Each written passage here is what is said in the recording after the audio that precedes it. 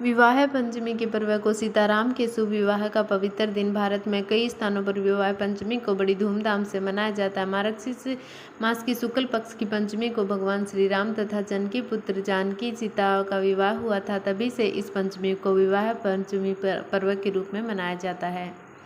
पौराणिक धार्मिक ग्रंथों के अनुसार इस तिथि को भगवान राम ने जनक नंदिनी सीता से विवाह किया था, जिसका वर्णन श्री रामचरितमानस में महाकवि गोस्वामी तुलसीदास जी ने बड़ी ही सुंदरता से किया है।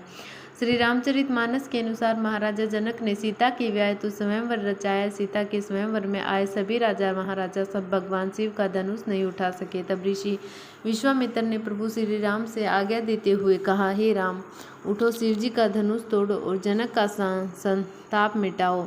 गुरु विश्वामित्र के वचन सुनकर श्री राम तत्पर उठे और धनुष पर प्रत्यंचा चढ़ाने के लिए आगे बढ़े। यह दृश्य देखकर सीता के मन में उल्लास छा गया। प्रभु की ओर देखकर सीता जी ने मन ही मन निश्चय किया कि यह शरीर इन्हीं का होकर रहेगा या तो रहेगा ही नहीं।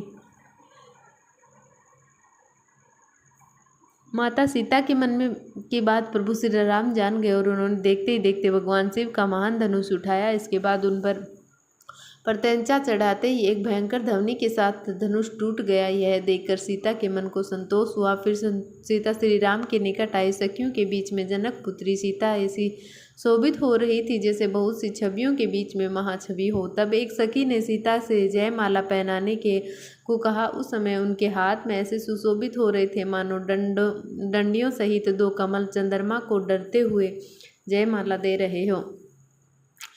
तब सीता जी ने श्री राम के गले में जयमाला पहना दी। यह दृश्य देखकर देवता फूल बरसाने लगे, नगर और आकाश में बाजे बजने लगे। श्री राम सीता की जोड़ी इस प्रकार सुशोभित हो रही थी मानो सुंदरता और श्रृंगार रस एकत्र हो गए हो। पृथ्वी, पाताल और सर्वग में यश फैल गया हो कि श्री राम ने धनुष तोड़ दिया और सीता जी का वरण कर लिया है। इसी के मद्देनजर प्रतिवर्ष अगहन मास की शुक्ल पंचमी को प्रमुख राम मंदिरों में विशेष उत्सव मनाया जाता है। मर्यादा पुरुषोत्तम श्री राम सीता के सुविवाह के कारण ही यह दिन अत्यंत पवित्र माना जाता है।